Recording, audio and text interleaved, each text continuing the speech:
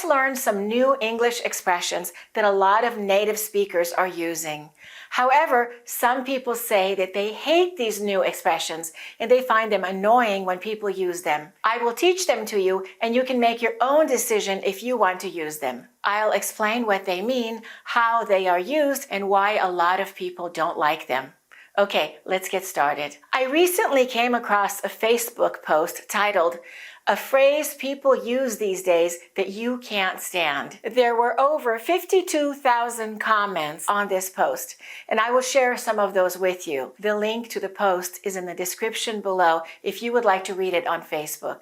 Some of these words and expressions are overused, or they're not used correctly with the original meaning, or they're not grammatically correct, or some people think that the type of person that uses this expression is pretentious or insincere. And then at the end of this video, I will tell you which new word I really don't like. Okay, let's look at the first phrase, adulting. Have you heard this one before? People are using the noun adult and making it into a verb by adding ing. They're creating a new word, and it's a millennial term for having adult responsibilities, doing grown-up tasks like paying bills or cooking or cleaning the house. And it often implies that being an adult is difficult. For example, people say, adulting is hard. I just want to play video games all day. Or, I spent all morning adulting, laundry, groceries, and taxes. Let's listen. That job taught me a lot about adulting. And I feel like adulting is so hard. Now, there's a lot of talk these days about adulting, right? What it means to be an adult. I'm pretty responsible, although, I think by nature artists we worry less about adulting. One reason that people don't like this new word is that they say it's immature. Adults should just do these things without creating a hashtag out of it. Some people think it's annoying that you're complaining about normal responsibilities of life. And some people say adult is a noun and you should not make it into a verb by adding ing. What are your thoughts on it? Let's look at the next expression that's really common these days. Fur baby. Do you have a fur baby? This expression is a cute term for a pet, especially a dog or a cat. Dogs and cats have fur.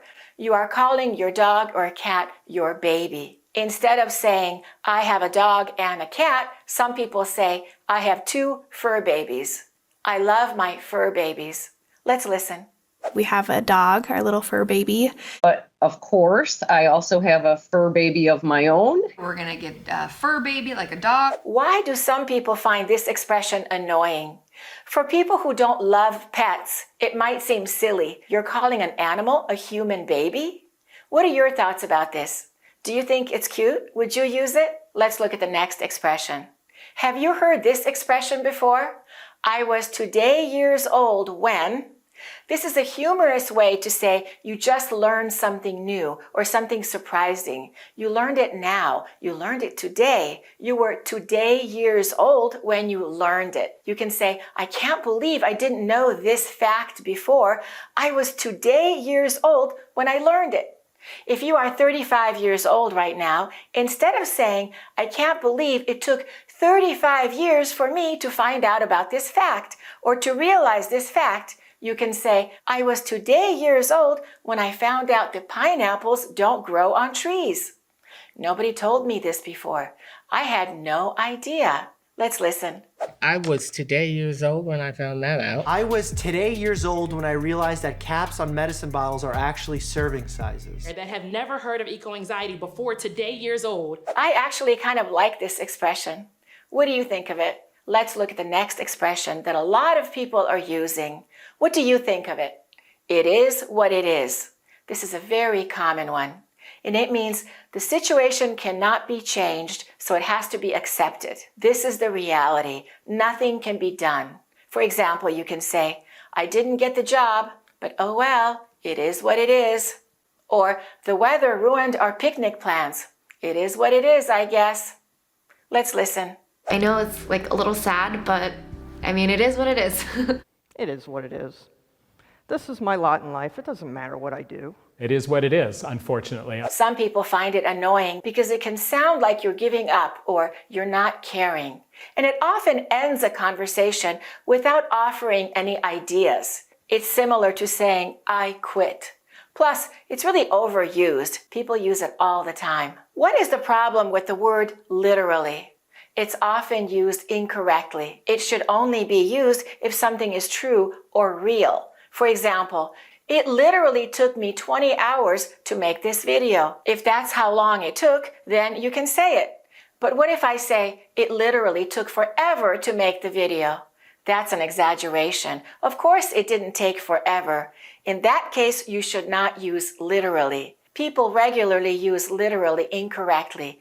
They use it for emphasis when a statement is not literal. For example, I'm so hungry I could literally eat a horse.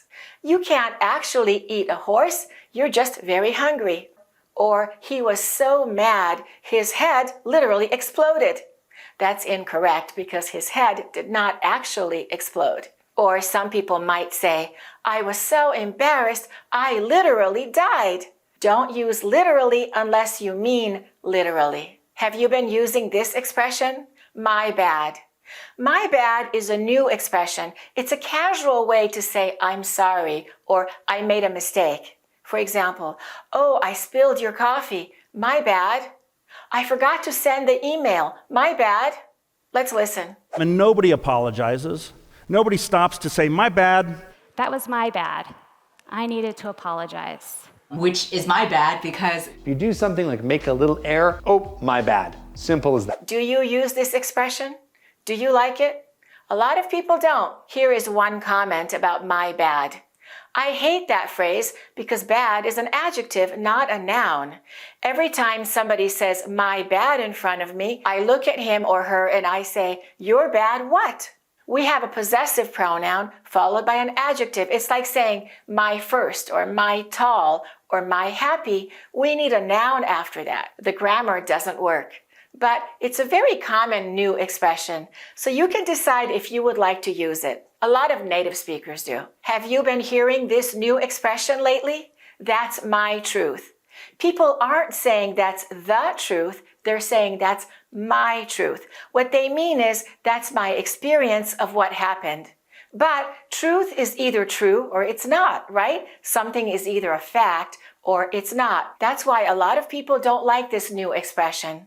One person commented, there's just the truth and then there is a lie. Just because you want it to be true doesn't make it so. We cannot have my truth and your truth. People often say, thank you for sharing your truth. Let's listen. I began to see what my truth really was. And my truth was that I needed to end the relationship. And I stand in my truth, then everything will be great. The reason people find this expression annoying is that the speaker is saying that you are not allowed to question their opinion. Their feelings are the truth.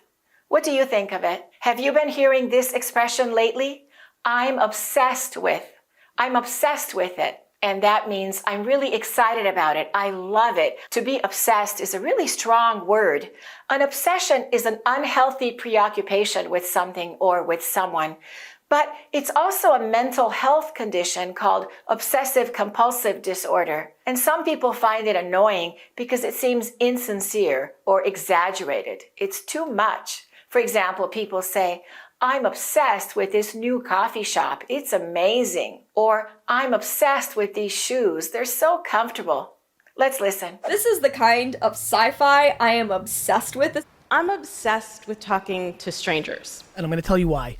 I'm obsessed with perspective. I, since that moment, have been obsessed with understanding relationships. How do you feel about it? This is a really common one.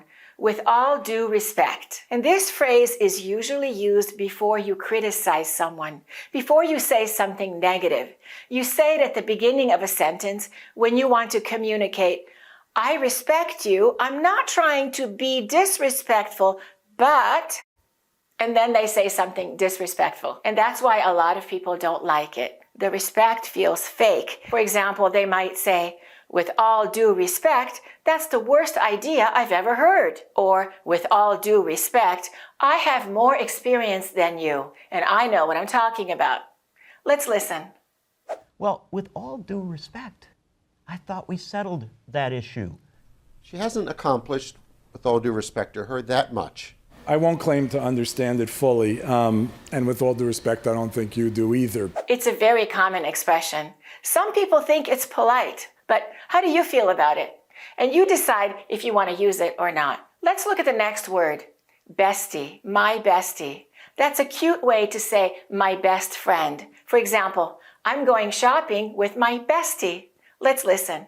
Like you'd be like, hey bestie, hey BFF, hey best friend. So thank you so much, Bestie. If you want to be a bestie, subscribe to the channel. I'm your bestie. I got you. Let's do this. You got this, Bestie. I believe in you. I personally wouldn't say she is my bestie. I would say she is my best friend. But what do you think of it? Do you like it? Would you use it? Let's look at the next new expression, to circle back. This is a fairly new phrase that people are using in business settings, and a lot of people are annoyed by it. To circle back means to return to a conversation or a discussion at a later time. It means let's put it aside for now and let's handle it later. Let's listen. I'll circle back if there's more I can share with you. Circle back with you and let you know. So I'll give you 2 minutes and I'll circle back.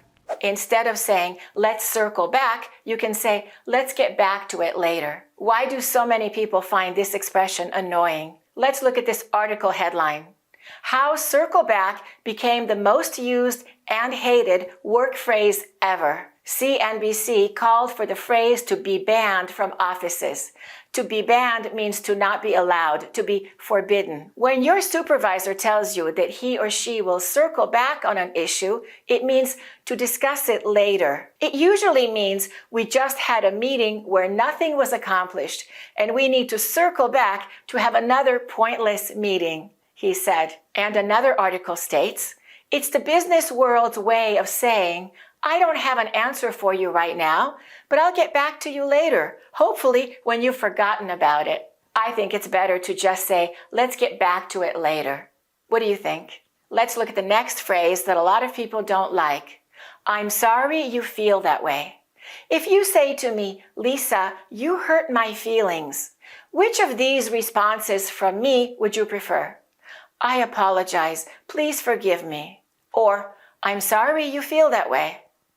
I'm sorry you feel that way is what is called a non-apology apology. The person saying it is not taking any responsibility for what they did. Instead of saying, I'm sorry I made a mistake, they are saying, I'm sorry that you feel bad. So they're not really sorry, they're actually refusing to apologize. And this can make people angry, and it can make the situation worse. So it might be better to say nothing. What do you think? If you truly want to apologize, you can say, I'm sorry that I upset you. I'm truly sorry for hurting you. That was not my intention.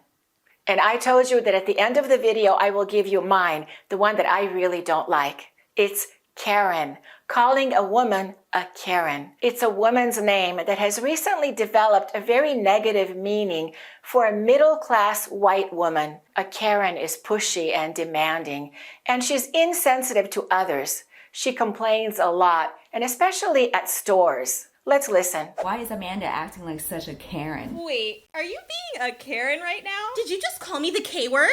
No, I am not that type of Karen. I think this is going to be the death of the name Karen. I have a friend named Karen. She's a very nice person, and I feel bad for my friend Karen because her name is associated with something negative these days. And I'm sure nobody will be naming their child Karen anymore. The word Karen should not be used that way, and that's my truth. And how about in your language? Is there a person's name that is used to describe someone in a negative way?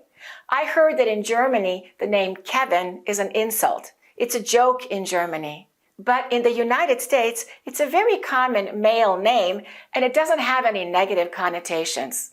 But if you're planning to live in Germany, don't name your son Kevin. Remember, language is always changing. The expressions that are annoying today might become quite normal in a few decades. As an English learner, it's great to know these phrases so that you can understand them in conversations. And then you can use them or avoid using them. And which phrase do you find most annoying?